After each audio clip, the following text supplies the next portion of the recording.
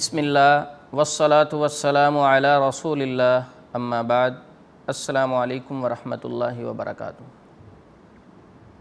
اکثر خواتین شوہر کے جھگڑے رویے سے تنگ آ کر مختلف معالجین سے رابطہ کرتی ہیں۔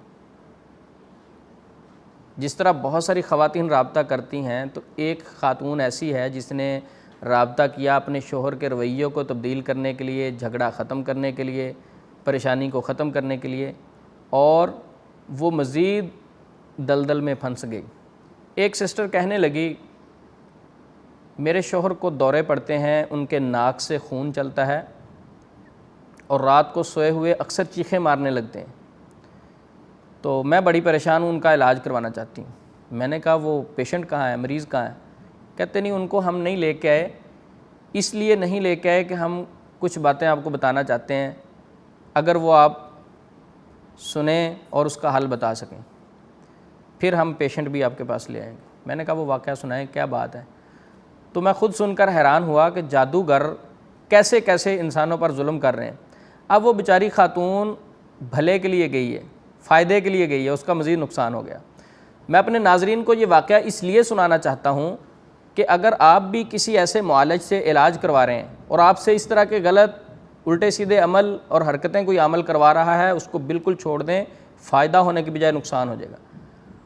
اس خاتون نے کہا میرا شوہر میرے ساتھ اکثر لڑائی جھگڑا کرتا تھا، میں ایک عامل کے پاس گئی، اس عامل صاحب نے کہا ٹھیک ہو جائے گا، میں آپ کو ایک عمل بتاتا ہوں، 31 دن وہ آپ نے عمل کرنا ہے، لیکن 31 دنوں میں آپ نے نہ اپنے ہاتھوں کے ناخن کاٹنے ہیں نہ پاؤں کے ناخن کاٹنے ہیں۔ جب 31 دن پورے ہوں آپ نے ہاتھ اور پاؤں کے ناخن کاٹنے کے بعد میرے پاس آ جانا ہے، پھر میں ایک عمل کروں گا تو اس سے آپ کا شوہر آپ کا بالکل فرما بردار ہو جائے گا۔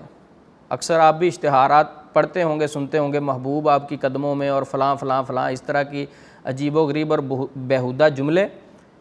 تو اس آدمی نے کہا شوہر تو آپ کا فرما بردار ہو جائے گا۔ وہ خاتون بڑی خوش ہوئی، اس نے وہ ظاہری خوشی لینے کے لیے 31 دن عمل کیا۔ کہتی میں نے ہاتھ اور پاؤں کے ناخن نہیں کاٹے۔ 31 دن کے بعد جب میں ہاتھ اور پاؤں کے ناخن کاٹنے کے بعد اور اس معالج کے پاس پہنچی، اس معالج نے وہ ناخن لیے اور ایک لوہے کا بڑا چمچ لیا، اس کے اندر وہ ناخن رکھے، ناخن رکھنے کے بعد نیچے سے اس چمچ کو ہیٹ دی اور اتنا گرم کیا کہ وہ جو ناخن تھے جل کر راکھ ہو گئے۔ اب اس راکھ پر اس نے کچھ عمل کیا، کچھ پڑھا، کچھ منتر پڑھے، پھونکا اور اس کی ایک پڑیا بنائی۔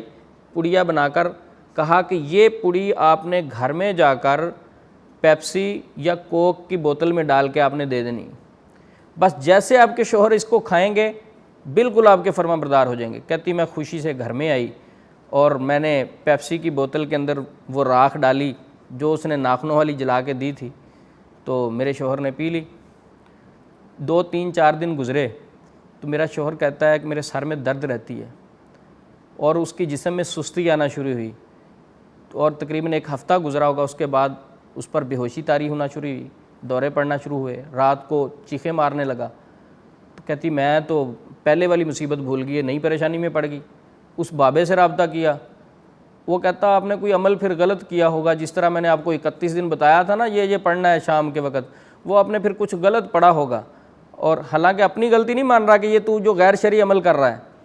تو بہرحال وہ خاتون کہتی اب میں کیا کہہ سکتی تھی، اس نے پیسے بھی لیے، اس کا گھر بھی خراب کیا، ان کو مزید پریشان بھی کیا۔ اب کہتی اب ان کو دورے بھی پڑتے ہیں، ان کے ناک سے خون بھی چلتا ہے، 2 سال ہو گئے میں علاج کروا رہی ہوں، مجھے افاقہ نہیں ہو رہا۔ انا للہ و انا الیہ راجعون کہ ہم ایسے لوگوں کے پاس جاتے ہیں جو غیر شرعی عمل کرتے ہیں اور گھروں کو تباہ و برباد کر دیتے ہیں۔ محترم ناظرین، میں نے اس خاتون کو کہا کہ جتنا قصور اس جادوگر کا ہے اتنا قصور آپ کا بھی ہے۔ اس لیے کہا کہ اگر کوئی جادوگر کے پاس جاتا ہے اس میں صرف جادوگر کا قصور نہیں ہوتا، اس کے پاس جانے والے کا بھی ہے۔ اب ہم سوچیں گے اس بیچارے کو تو پتہ ہی نہیں تھا، شریعت اسلامیہ نے ہمیں ہر چیز سکھا دی ہے۔ ہم کسی شاپ پر کپڑا خریدنے جائیں تو ہمیں اس کی اپ ڈاؤن ہر چیز کا پتہ ہوتا ہے۔ ہم دنیا کی کوئی ہلکی اور گھٹیا سی چیز بھی خریدنے جائیں تو 10 بندوں سے اس کا ریٹ پوچھتے ہیں۔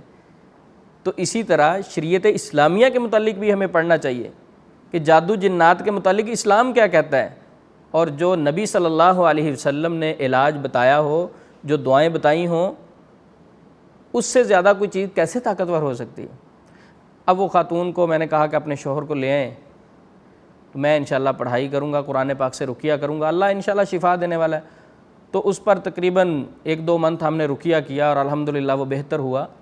تو میرا یہ واقعہ سنانے کا مقصد یہ ہے کہ جادوگر کے پاس اگر آپ جاتے ہیں، کسی علاج کرانے والے کے پاس جاتے ہیں، سب سے پہلے دیکھیں وہ خود شریعت کا پابند ہے یا نہیں، اور اس کے عمل دیکھیں، اس کے معاملات دیکھیں، اس کی گفتگو دیکھیں۔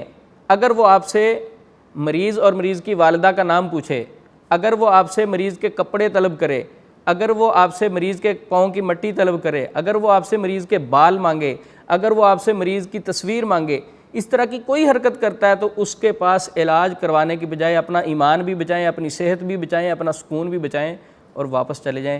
ایسے لوگ آپ کے گھر میں سکون کی بجائے مزید تباہی لا سکتے ہیں۔